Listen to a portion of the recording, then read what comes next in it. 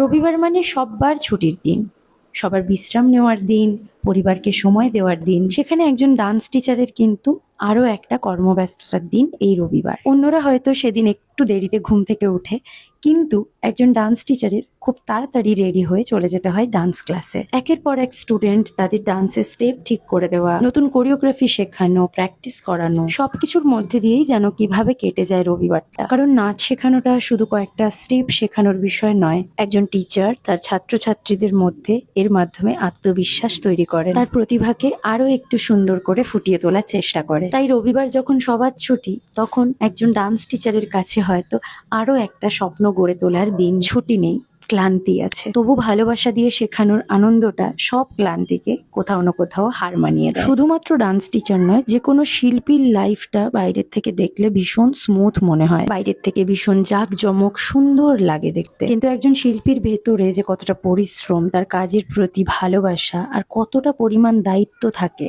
সেটা আমরা মাঝে মধ্যে দেখতে ভুলে যাই। যাই হোক, প্রত্যেক রবিবারের মতো ডান্স ক্লাস করিয়ে একটু খাওয়া দাওয়া করে সেলফ কেয়ার করে বাড়ি ফিরলাম। অবশেষে ক্লান্তি তো অবশ্যই ছিল, কিন্তু তার সাথে যে এক রাশ আনন্দ উপভোগ করেছি, সেটা একজন শিল্পী শুধুমাত্র বুঝতে পারবে। প্রতিটা ডান্স টিচারের রবিবার ভালো কাটুক।